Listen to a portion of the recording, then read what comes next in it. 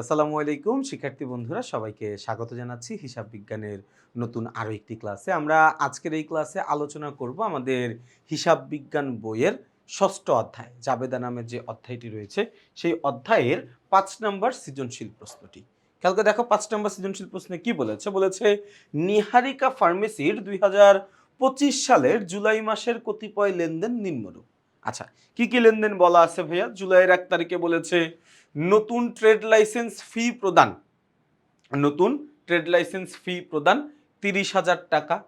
৫ তারিখে বলেছে সাধনা ফার্মেসিকে প্রতি কার্টুন ৫০০ টাকা দরে ক্রয়কৃত ২০ কার্টুন ঔষধ ত্রুটিযুক্ত থাকায় ফেরত। খেয়াল করো, সাধনা ফার্মেসিকে প্রতি কার্টুন ৫০০ টাকা করে ২০ কার্টুন, তাহলে হচ্ছে ৫০০ গুণ ২০, ৫ দুগুণে ১০, ১ ২ ৩, ১০,০০০ টাকার ওষুধ ফেরত দিয়ে দিছে। কারবারি বাট্টা ছিল ১০%, ডেবিট নোট নং হচ্ছে ১১১। ১০ তারিখে বলেছে ব্যবসায়ী হিসাব রক্ষণের জন্য ৪০,০০০ টাকার একটি কম্পিউটার ক্রয় করেন।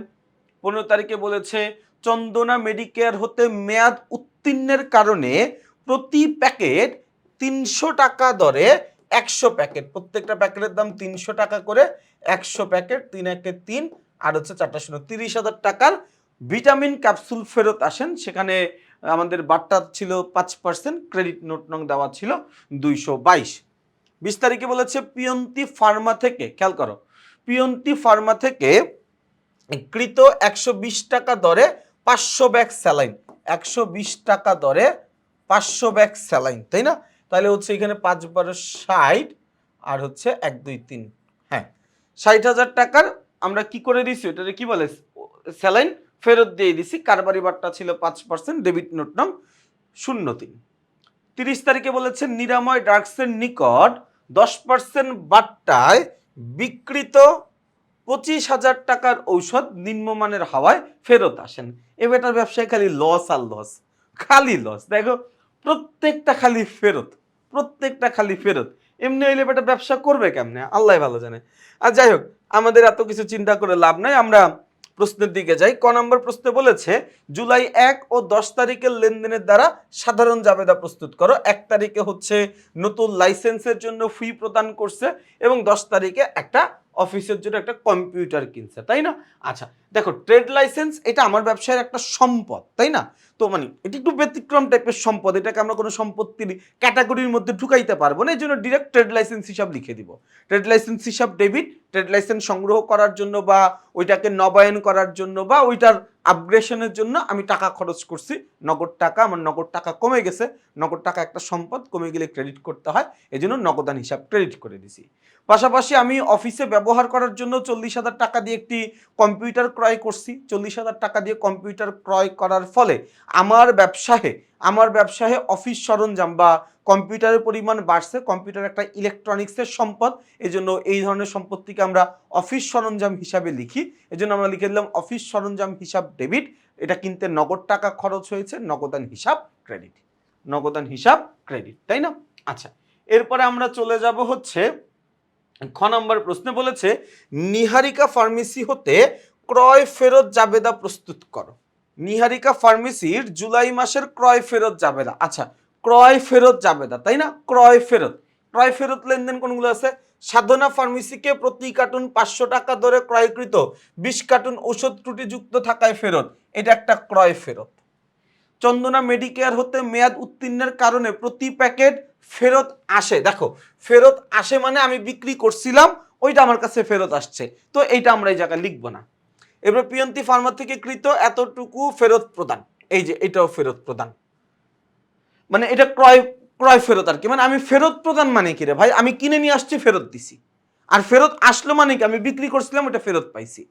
যেমন এই যে এইটা হচ্ছে আমার ফেরত আসছে, তাই না? আরো সহজ হিসাব, ডেবিট নোট নং যদি লেখা থাকে তার মানে সেটা হচ্ছে ক্রয় ফেরত, ক্রেডিট নোট নং যদি লেখা থাকে সেটা হচ্ছে বিক্রয় ফেরত। একদম সহজ হিসাব। ক্রয় জাবেদা বিক্রয় জাবেদা যেভাবে করেছি, ক্রয় ফেরত জাবেদা বিক্রয় ফেরত জাবেদাও একইভাবে আমরা করব। কাহিনীটাকে খেয়াল করে দেখো, প্রতি কার্টুন ছিল কত টাকা করে? ৫০০ টাকা করে। কয় কার্টুন? ২০ কার্টুন, তাহলে হচ্ছে ৫ দুগুণে ১০, ১ ২ ৩, ৩টা শূন্য, 10% বাট্টা, 10% বাট্টা হচ্ছে ১,০০০ টাকা, বাদ দিলে থাকবে কত? ৯,০০০ টাকা। এরপরে কি বলছে দেখো, 120 টাকা করে 500 500 ব্যাগ, তাহলে হচ্ছে 5 12 60, 1 2 3 1 2 3। এটা থেকে কারবারি বাট্টা কত পার্সেন্ট? 5%। কারবারি বাট্টা 5% করলে আসবে হচ্ছে 3000 টাকা, তাহলে এই জায়গা হয় কত? 57000 টাকা। জাস্ট ক্যালকুলেশনটা তোমার করতে হবে, গণনা কার্যটুকু করতে হবে, বাকিটুকু তো ভাই তোমার ছক মুখস্থ রাখা লাগবে, তাই না? বাকিটুকু ছক মুখস্থ করা লাগবে। ক্রয় ফেরত জাবেদার ছক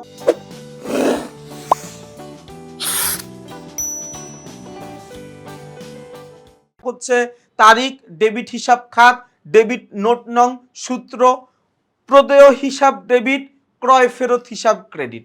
লিখছি, ঘর করছি। 5 তারিখে গেলাম, 5 তারিখের এই যে দেখো গণনা কার্য সুন্দর করে লেখা আছে 9000 টাকা। 20 তারিখে গেলাম, এই যে গণনা কার্য সুন্দর করে লেখা আছে। ভাইয়া তুমি বলতে পারো ভাই কারবারি বাট্টাটা কেন বাদ দিব? মনে রাখবো আমি যেভাবে বিক্রি করছি ওইভাবেই ফেরত পাবো, যেইভাবে কিনছি ওইভাবে ফেরত দিব। তো আমি যদি কেনার সময় বাট্টা পাই, আমাকে ফেরত দেওয়ার সময় বাট্টা সহ ফেরত দিতে হবে। আমি কেনার সময় যদি বাট্টা পেয়ে থাকি, যত পার্সেন্ট বাট্টা পাইছিলাম তত পার্সেন্ট বাট্টা সহ ফেরত দিতে হবে। এই জিনিসটা যদি আমরা ঝামেলা করে ফেলি তাহলে কিন্তু সমস্যা। তাহলে এই জায়গায় আসে কত? 66,000। তোমাদের অনেকের কাছে মনে হইতে পারে ভাই ক্রয় জাবেদা বিক্রয় জাবেদা আপনি তো ডিটেলস বোঝাচ্ছেন না। ভাইয়া এটার আসলে অ্যাকচুয়ালি খুব একটা ডিটেলস নাই, আমি তোমারে কি বোঝাবো। আমরা বেসিক সেকশনে ক্রয় জাবেদা প্রস্তুত কেমনে করতে হয় ওইটা আমরা করে আসছি ইনশাআল্লাহ। আমরা ওইখানে খুব প্রপারলি বুঝাই আসছি কেন ডেবিট খাত এই জায়গায়, কেন ডেবিট খাতই হইল, এই জায়গায় কেন ক্রেডিট খাত হইল না, এটাও আমরা আলোচনা করে আসছি বেসিক সেকশনে। এজন্য সৃজনশীল সমাধানে আমরা একটু কম কথা বলার চেষ্টা করতেছি, তার কারণে যেন আমাদের ক্লাসগুলো অনেক বেশি লম্বা না হয়ে যায়। কারণ যিনি ক্লাসটা করতে আসবেন তিনি চাইবেন যেন কম সময়ে ক্লাসটা সমাধান করতে পারে। এজন্য জাস্ট খালি আমরা অঙ্কের সমস্যা নিয়ে কথা বলছি, ছক নিয়ে কথা বলছি না। কারণ ছক কোনটা হবে সেটা হচ্ছে বেসিকের কাজ, সেটা অঙ্কের কাজ না। অঙ্কটা কিভাবে সমাধান করা হবে, অঙ্কের ক্যালকুলেশনটা এইভাবে কেন হইল, সেটা হচ্ছে আমাদের আলোচনার বিষয়। বোঝা গেছে ভাইয়া?